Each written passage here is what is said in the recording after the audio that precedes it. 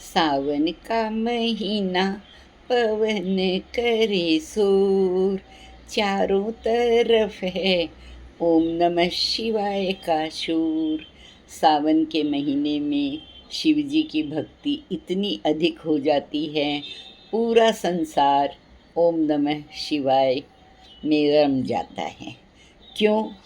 सावन के महीने में ही अमृत मंथन हुआ था और जो विष निकला था शिव शंकर ने अपने गले में धारण किया था, उनको शीतलता प्रदान करने के लिए हम सावन के महीने में, ऐसे तो हम 12 महीने जल चढ़ाते हैं, दूध चढ़ाते हैं, पर सावन के महीने में जल और दूध चढ़ाने का विशेष महत्व इसीलिए है कि हम सभी चाहते हैं उनके कंठ में शीतलता रहे और वो पूरे जग को शीतलता प्रदान करें। शिव जी की एक कथा और प्रचलित है। आप सभी जानते हैं कि सोने की लंका का राजा रावण था, पर रावण के पास आने के पहले सोने की लंका की क्या कहानी है, किसके पास थी और कैसे आई रावण के पास, वही आज आप जानिए। जब शिव पार्वती का विवाह हुआ, शिव जी ने पार्वती को बहुत रोका कि आप मुझ जैसे सन्यासी, अघोरी, भस्म रमाने वाले और पर्वत पे रहने वाले के साथ विवाह मत करिए। आप राजकुमारी हो और बड़े सुखों में पली हुई हो, आप मेरे साथ कैसे रह पाओगी? लेकिन पार्वती जी का जिद थी, आग्रह था कि मुझे तो आपसे ही विवाह करना है। और वो विवाह करके कैलाश पर्वत पर आईं और बड़े प्यार से, सुख से, शांति से रह रही थी।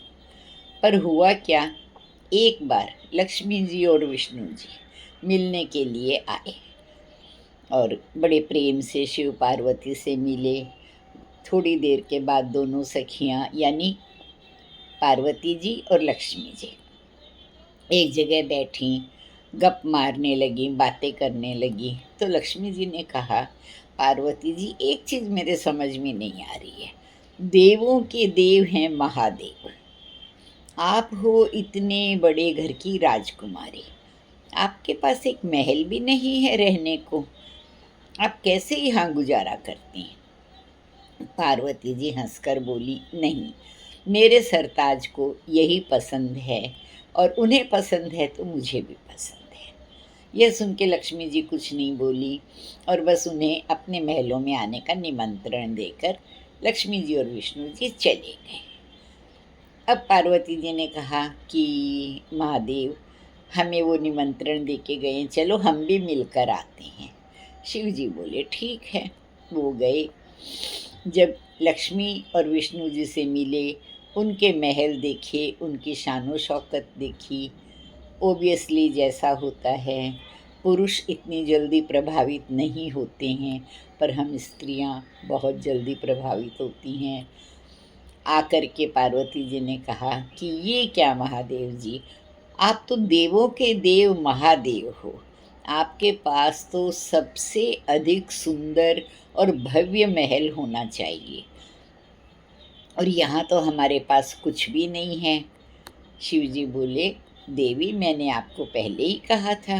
बोले वो ठीक है, लेकिन अब तो आप ये सोचो कि आप तो ठीक है कैलाश पर्वत पे बैठते हो, मेरे लिए आराम करने के लिए कुछ तो मुझे ऐसी जगह चाहिए कि मैं थोड़ी ओट में रह सकूं।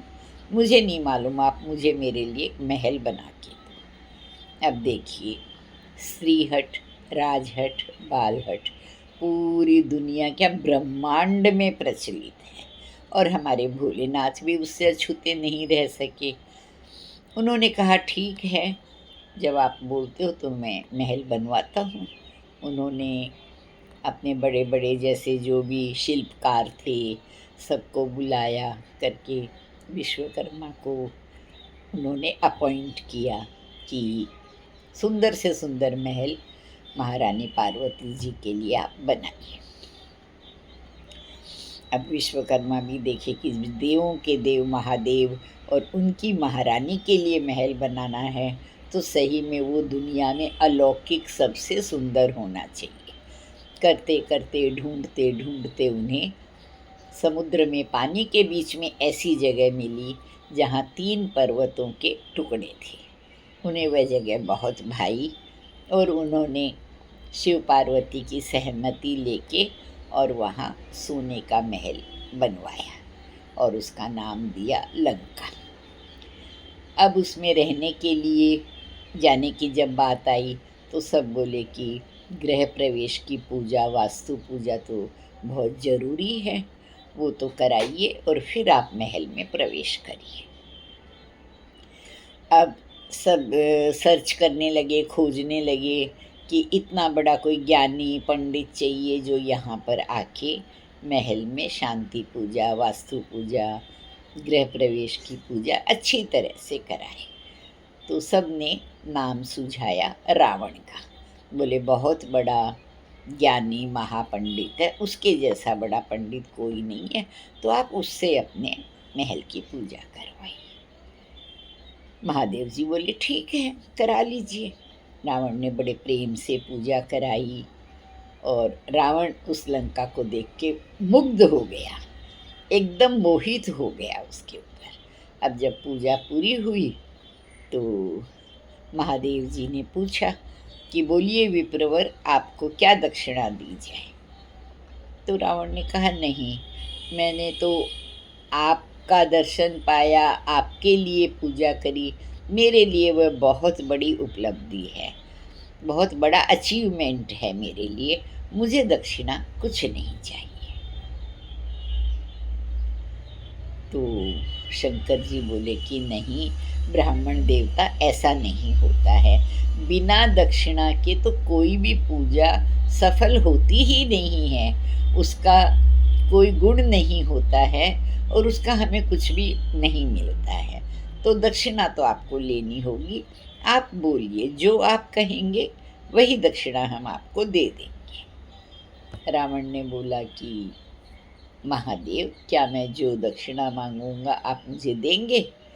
पार्वती जी बोली ऐसी कौन सी चीज़ है जो देवों के देव महादेव आपको नहीं दे सकते? आप मन से कहिए, दिल खोल के कहिए, जो आप कहोगे हम आपको वही दक्षिणा देंगे। अब तो रावण ने कहा कि मुझे तो ये जो आपका महल है ये बहुत अधिक भा गया है, मुझे आप यही दे दो। महादेव जी तो अपने नॉर्मल ही रहे, पार्वती जी एकदम से शॉक्ड हो गई, बोली कि ये आपने क्या दक्षिणा मांग ली?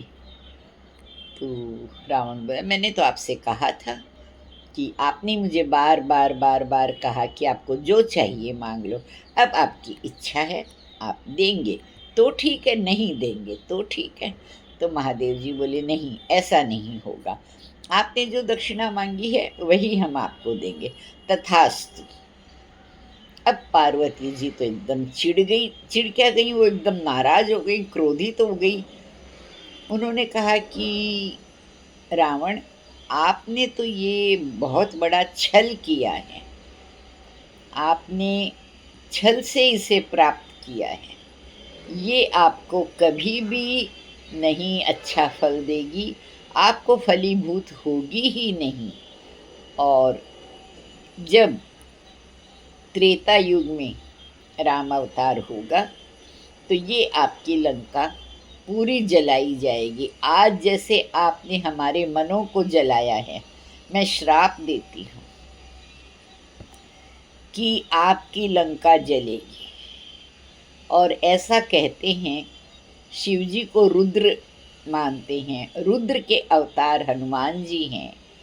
और ऐसा कथाओं में आता है कि पार्वती जी ने हनुमान की पूँछ में प्रवेश किया, और क्योंकि पार्वती की मनपसंद लंका थी, वह महल था, उसको छल से रावण ने लिया, इसलिए ऐसा उल्लेख है वेदों में कि पार्वती जी हनुमान जी की पूँछ बनी और उसी में कपड़ा लपेट कर तेल डालकर उसी के द्वारा लंका जलाई गई। ऐसा पुराणों में महाशिव पुराण में ऐसा उल्लेख आता है। तो यह थी कि सभी ये जानते हैं कि लंकापति रावण था, लंका रावण की थी, लेकिन वास्तव में पहले लंका बनी थी पार्वती जी के अनुरोध पर, शिव और पार्वती के लिए। लेकिन छल के द्वारा रावण ने उसे प्राप्त किया, पर वो भी उसकी हो न सकी। इसलिए अपनी मेहनत, अपने बल पर जो प्राप्त किया जाता है वही अपना होता है। हम छल से कुछ भी प्राप्त करें, वो चीज़ हमेशा के लिए हमारी नहीं हो सकती है। ये एक बहुत बड़ा उदाहरण है। इतने बड़े लंकापति रावण के साथ भी ऐसा हुआ। छल कभी किसी को अच्छा फल नहीं दे सकता।